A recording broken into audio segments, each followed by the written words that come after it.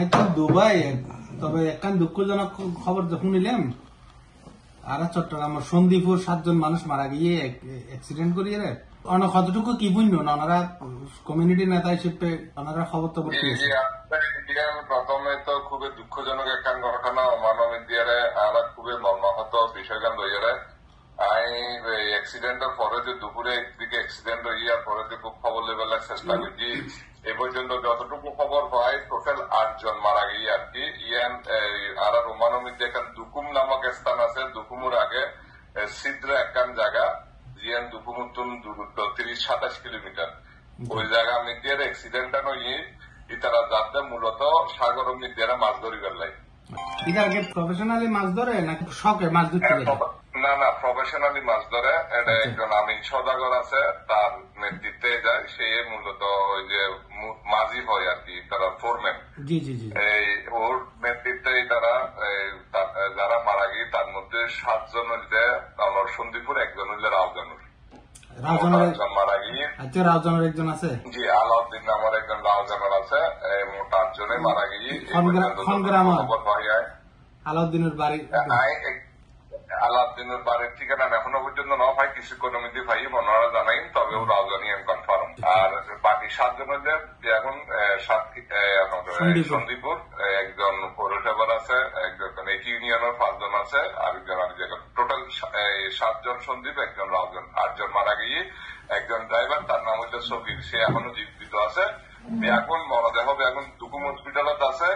এবং সবির যে ও দুকুম হসপিটালের মধ্যে চিকিৎসাধীন অবস্থাত আছে আর অ্যাক্সিডেন্ট নাম জিয়ানো এনেকান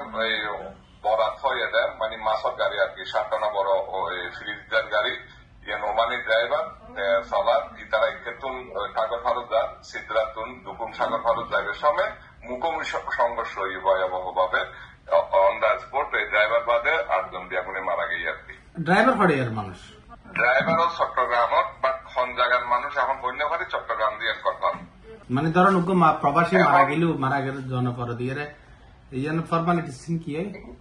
এখন যেহেতু ইয়ান অ্যাক্সিডেন্ট কেস ইয়ান গাড়ির অবশ্যই ইন্স্যুরেন্স আছে ইয়ান প্রথমে তারা এখন বর্তমানে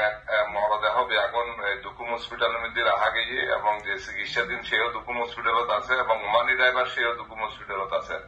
যারা বাংলাদেশি ড্রাইভার সেও দুকুম হসপিটালত যারা মারা গিয়ে তারা এখন দূতাবাস সঙ্গে আমরা যোগাযোগ আসাদুল হক সাহেব ফার্স্ট সেক্রেটারি এবং তার নির্দেশে মানব রাষ্ট্রদূতের নির্দেশে একজন officer already on the way যার দুকুমিয়ারে উল্লাহ হতই মিরাজ নামের এক অফিসার তারা ভিজিট ইন্ডিয়ারে যান এবং ইয়ান ফর্মালিটিস হইলে তারা মরদেহ দেশত ফাটাইবেলায় দূতাবাস যথাযথ ব্যবস্থা গ্রহণ করছে ইতিমধ্যে পয়লে ময়না তদন্ত এরপরে যে ফর্মালিটিস শেষ করিয়ে সার্টিফিকেট বানাই দেশের মধ্যে ফাটাই দিব এই একান বিষয় তারা যে ইন্স্যুরেন্সের নিয়ম অনুযায়ী যে 15,000 রিয়াল করে একজন পরিবারে পাইব আর কি পরবর্তীতে দূতাবাসে তদারকি করিয়ে এই দেশের মধ্যে আমি ফাটাতে দিব আর কি ইয়াসিন ভাই হারা ভিডিও ফুটেজ যেন দেখি ছোট করিয়ে এই ভিডিও ফুটেজ দেখা গিয়ে যে গাড়ি ইয়েন এন ভাবে মানে দুমড়ে মুচড়ে গিয়ে ইয়েন তো এটা তো কোনো অস্তিত্ব নাই কি গাড়ি আছিল আসলে করতে পারেন না জিএন অ্যাক্সিডেন্ট হয়ে জিএন বাঙালি চলার দিবে সঙ্গীত ড্রাইভার তেয়ে চলার তার গাড়ি কিন্তু 9 জন আছিল 8 জন অন দা স্পট মারা গিয়ে এখনো জীবিত আছে এমএলএ ল্যান্ড ক্রুজার গাড়ি পুরানা মডেলের ল্যান্ড ক্রুজার গাড়ি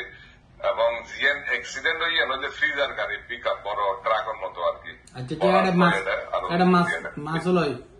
মাছ রাখে যে মামলা জি ইয়ান জি জি মাছ রাখে মাছের গাড়ি আর কি মাছের ফ্রিজার গাড়ি আর মানুষ যেদিন মারা গিয়ে চট্টগ্রাম মানুষ যারা মারা গিয়ে তারা কি ল্যান্ড ক্রুজারত আসিল নাকি ফ্রিজারত আসিল না এটা ল্যান্ড ক্রুজার আসিল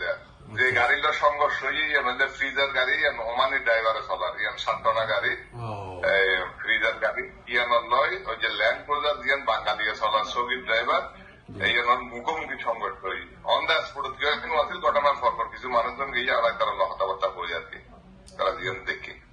ঠিক আছে বোধা দুঃখজনক ঘটনা আসলে অনেক আপডেট দিবেন ধন্যবাদ অনুরোধ ধন্যবাদ আর আমিও দোয়া করি আল্লাহ তারা ব্যস্ত নসিব করাক এবং শোক আহত পরিবার যারা আছে তার প্রতি গভীর সমবেদনা রইল আর মোটামুটি এখন আরো দুকুম যে শোরুম আছে বা স্টাফল আছে অলরেডি দুকুম হসপিটালের মধ্যে আর মানুষজন ফাটাই এমবেসিও যাই পৌঁছে আর সর্বোচ্চ চেষ্টা করি যতটুকু ম্যাক্সিমাম হেল্প করেন যায়। ধন্যবাদ। এছাড়া তো দেশত ফাটা দিব, দেশত ফাটা দিবের ব্যবস্থা করিবেন। অবশ্যই অবশ্যই এম্বাসি তুম করিব নাকি অনারতে টিয়াটো তুলি গরম করে